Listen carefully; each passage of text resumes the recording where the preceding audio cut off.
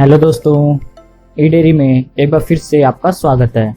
आज की इस वीडियो में हम दूध में मौजूद कुछ प्रिंसिपल बैक्टीरिया यानी माइक्रोऑर्गेनिजम्स की बात करेंगे। दोस्तों, दूध निकालने से पहले अडर में दूध कम्प्लीटली स्टेरिल फॉर्म में मौजूद होता है, यानी अडर में दूध कम्प्लीटली माइक्रोऑर्गेनिजम्स फ्री होता है।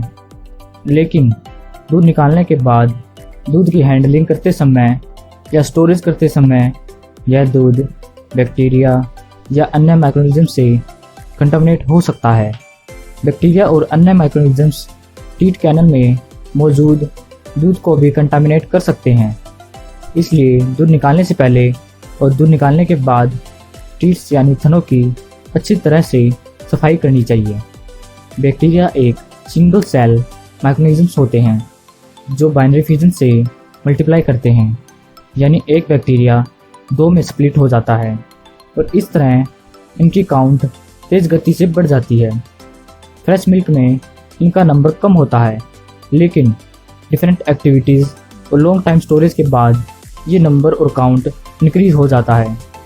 ये इतने छोटे होते हैं कि इन्हें डायरेक्ट आंखों से देखना पॉसिबल नहीं होता, इसलिए इनको स्टडी करने के लिए माइक्रोस्कोप, जो कि लगभग 1000x रेजोल्यूशन का होता है, उसकी ज़रूरत पड़ती है।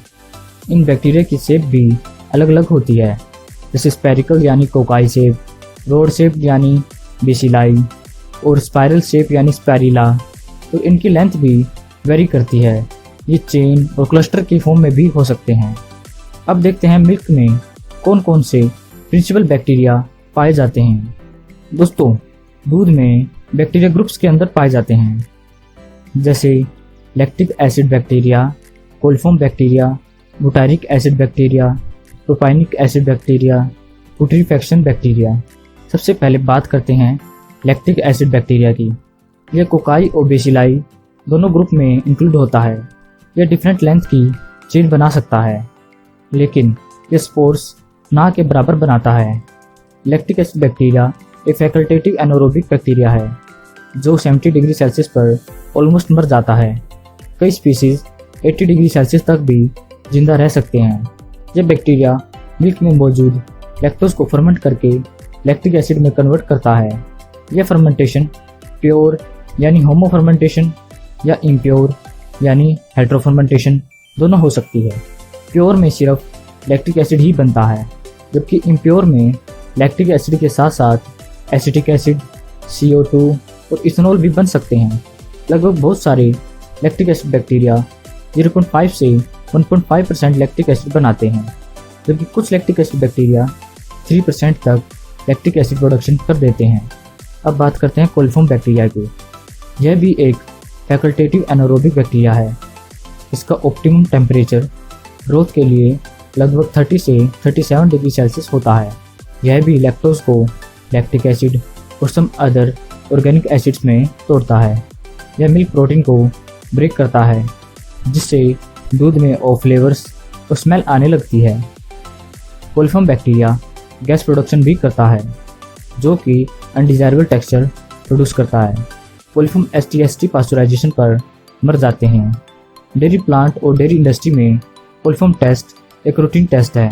अगर दूध और पाइपलाइंस में कोलिफॉर्म मिलता है तो वह इनसफिशिएंट और इम्प्रॉपर क्लीनिंग और डिसइंफेक्शन को दर्शाता है।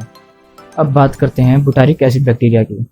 यह एक एनारोबिक स्पोर फॉर्मिंग माइक्रोऑर्गेनिजम्स है, जिसका ऑप्टिमम टेम्परेचर लगभग 37 डिग्री सेल्सियस होता है। चीज़ बनाते समय पहले कुछ घंटों में बुटारिक एसिड फर्मेंटेशन होती है, जिसमें लार्ज क्वांटिटीज़ में CO2, H2 और बुटारिक एसिड बनता है, तो चीज़ को स्पॉइल और रेंसिड कर सकता है। यह बैक्टीरिया पास्चराइजेशन से भी किल नहीं होता, क्योंकि यह हीट रेजिस्टेंट स्पोर फॉर्म कर लेता है। चीज़ मिल्क में साल्ट पीटर यानी पोटासियम नाइट्रेट डालकर इसकी एक्टिविटी को कम किया जा सकता है। यह पोटासियम नाइट्रेट कई देशों में बैन किया गया है, क्योंकि यह कार्सिनोजन नेचर का होता है। इसके अलावा कॉमन साल्ट भी बुटारिक एसिड बैक्टीरिया को ख़त्म कर सकता है। इसके साथ एडवांस टेक्निक जैसे कि माइक्रोफिल्ट्रेशन से भी इस बुटारिक एसिड बैक्टीरिया को दूध में कम किया जा सकता है। अब बात करते हैं प्रोपाइनिक एसिड बैक्टीरिया की। यह बैक्टीरिया स्पोर फॉर्म नहीं करते। इनका ऑप्टिमम टेम्परेचर 30 डिग्री सेल्सियस होता है। ये बैक्टीरिया लैक्टेट को प्रोपाइनिक एसिड और CO2 में कन्वर्ट करते हैं। कई चीज़ बनाने में प्योर प्रोपाइनिक एसिड बैक्टीरिया को एज ए कल्चर यूज़ किया जाता है। प्रोपाइनिक एसिड के कारण स्विस चीज़ में आई फॉर्मेशन होती है। इसी के साथ यह फ्लेवर में भी कंट्रीब्यूट करता है।